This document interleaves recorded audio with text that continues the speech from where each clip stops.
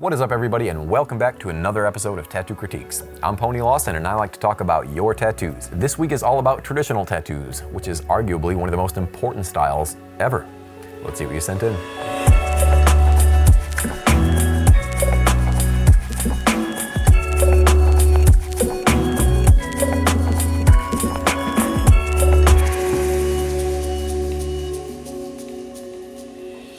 Alright, the first tattoo is sent in from Santina. And Santina, you sent in this beautiful tattoo of this pilot's face. I am very much a fan of this tattoo. There's a really nice balance of black shades and skin tone in this tattoo. The black is not overdone. It feels like just the right amount. I think the artist let the outlines do the work here, as the outlines are exceptional and it really carries this entire tattoo. The outlines around the entire face and through the hair, everything looks very clean. And I'm a fan of the outlines in the glasses as well. The combination between the outline and the shades in the glasses really help those look reflective. And they keep the glare nice and clean as well. If the artist just used shades instead of the outlines, it might seem like that reflection is a bit more soft, and I do like the harsh glares that it has. There's a few small things that I want to point out in this tattoo because I think they make a huge difference. Toward the outside of the lips, you've got this small divot, and I think that thing looks really natural. The artist didn't have to put that in there, but putting small things like that in there really helped make this thing look believable. Same thing with the philtrum underneath the nose and above the lips. That dip in the lip just looks very natural. And the last thing would be the outline around that nostril. It's not very big, it's a very small outline, but things like that are what's gonna make or break this tattoo, believe it or not. What I mean by that is that nostril could have went wrong very fast. That outline isn't very long at all. The artist could have accidentally made it a bit longer, could have made it a bit shorter, could have made it lean left or right. Any little mistake could have really made that nostril look goofy. And it's in the center of the face, so that little line is crucial. And in all honesty, looking at small things like that really show me how much control the artist has with the needle. Even the way that they tapered off the end, it's just perfect. Excellent job on the artist. Another little thing I want to point out is the eyebrow. Those 4 little lines in there really help this thing look believable. Another thing, if we look at these circles on her goggles on the back of her head, those circles are absolutely perfect. And things like that are what I'm looking at as an artist to see if an artist slacked or not. It's all about the fine details, folks. Overall, I think the artist did an exceptional job, and I really love this tattoo. So thank you so much, Santina, for sending that in. All right, the next tattoo is sent in from Ricky P. And Ricky, you sent in this American traditional cowboy skull. This thing is clean. And the colors are vibrant. I think you've got an excellent choice in color for the eyes and bandana around his neck. And the technique where you threw the white on top of the gold teeth is just money. I see you put the white and the gold on the hat as well. It looks good, but I don't think it's as necessary, and I honestly think it would have made that tooth pop a lot more had you not had the white up top. But nonetheless, it still looks good. When we bring our eyes up to the feather at the top, I do wish you had used a smaller liner around those lines coming off the center stem. They just seem a bit bulky or boxy. They don't seem as wispy as they could have been. It's just a chunky feather. Your line weight for everything else is pretty spot on. I do like your placement and technique with the black shades, although I do wish there were a bit more. There's just too much skin showing through those black shades. For example, in the cavity of the eye and the brim of the hat. I do love the whip lines that you used in between the teeth to show some sort of groove. I think that's really cool. Overall, my really only gripe is the feather at the top and the lack of black running throughout. Everything else I'm a pretty big fan of. So excellent work, Ricky. Thank you so much for sending that in. All right, next up, we've got a shark tattoo sent in from Morgan. So right away, I do wish this tattoo had a bolder outline around the entire perimeter. Maybe a 14-round liner or an 18-round liner, something that's just fatter than the inside lines. It would just make this thing a lot more bold, strong, and just a more badass tattoo in general. I think the artist could have used bolder color choices altogether, from the red in the mouth and the background, to the bluish grays in the body, to the yellow in the eye. They just aren't that strong and they kind of fall flat. As a tattoo, it's done okay, but there's just nothing that pops. And I think some nice blues in addition to some really heavy blacks would have made this thing that much better. The one thing I do really like about this tattoo is the line quality. Again, I just wish it were beefier. I also like the dots all over the entire body. I do wish they were a bit stronger though. So overall, again, I do like this tattoo. I think it's a solid tattoo. I just think it's lacking a lot of bold color choices and bold lines. But thank you so much, Morgan, for sending that in and letting me talk about it. All right, the next tattoo is sent in from Cameron from Kentucky. And Cameron, you sent in this tattoo of a couple pieces of cabbage. Oh no, I'm sorry, those are roses. My apologies. I don't know where to begin, to be honest.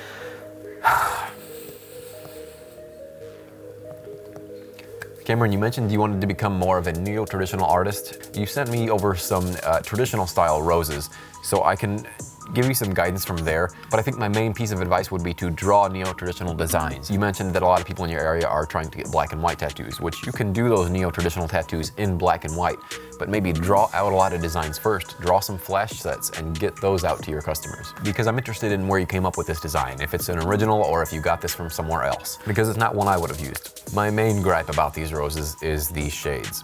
These shades that are running through these flowers aren't really clean at all. There's really no sense of direction. I don't get it. It's just like, there are just random shades all over the place in this tattoo that I'm very curious about. Here, here, here, here, and here. Huh? I'm also very curious about those whiskers that are coming out of the side of the flower. There are a few other design flaws that I'd like to pick on. The leaves, for example, up at the very far right top. When designing a tattoo like this, you need to think of where those leaves are coming from. They all come from a stem, and that stem comes from the rose. It seems like these leaves are just stacked on top of each other and they don't really come from anywhere. When you bring your eyes to the bottom left of this tattoo and you see those 3 little leaves there, you can at least tell that it's coming from some sort of stem. Same thing with the 3 leaves on the left-hand side. They're all grouped together nicely where you can tell they're coming from somewhere. But those 3 leaves at the top just kind of look like a stacked cactus. It doesn't look like leaves. Speaking of leaves, these leaves could use some work. Again, you mentioned you would like to become more of a neo-traditional artist and that's what you would like to work towards. And a design like this doesn't really fit the bill. I know it's difficult to pass up work at first, especially when you're still in the learning stage, but you should be drawing these neo-traditional designs on your own time. And in fact, you should have a whole book of neo-traditional designs made up before you get on skin.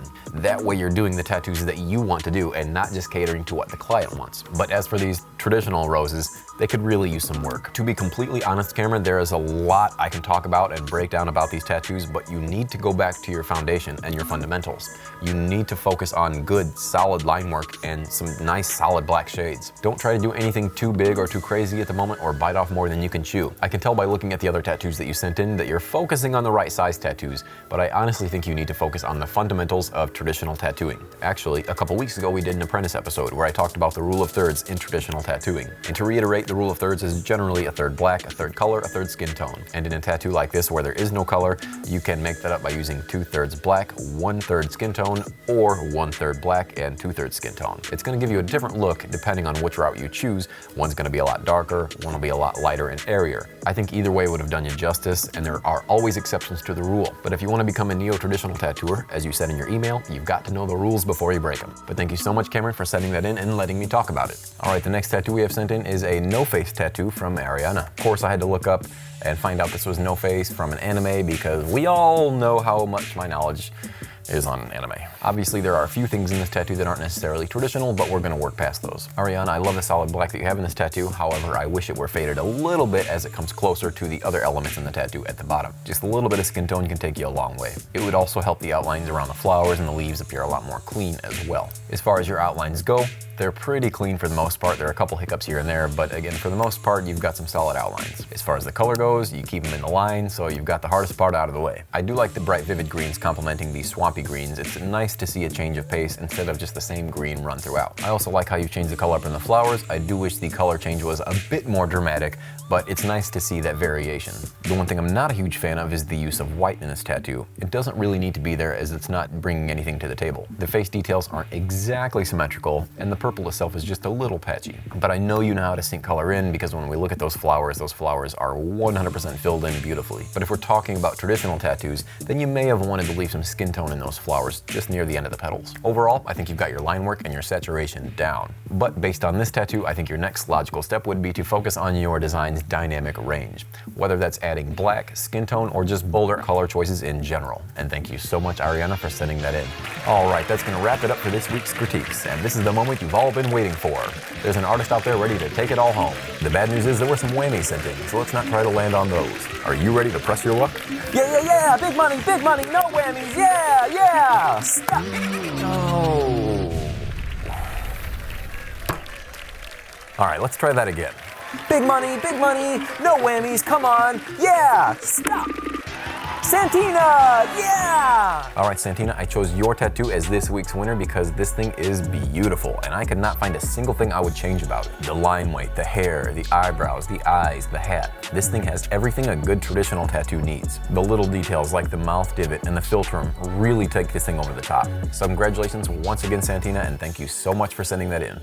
Now that's going to lead us to this week's featured artist, which is Jacob Doney. Jacob is a real master in his craft, and he is very disciplined when it comes to his traditional tattoo designs. If you're trying to understand the rule of thirds a bit more, check out his work, as his is a prime example of that. You can see that technique in a lot of his work, and he uses it so often that he knows how to break those rules while still keeping it in a traditional wheelhouse. Again, this guy is a true traditional master and one hell of an artist. So make sure you head on over to his page, give him a follow, like all of his photos, and let him know I sent you. Alright guys, thank you so much for sticking around, and remember, if you want to see your tattoos on the show, you can send them to ponycritiques@gmail.com. Don't forget to send a high-res photo and label it whether or not you're an artist or collector. But while you're here, like this video, subscribe to my channel, share this video with your friends, and I will see you all next week. Peace.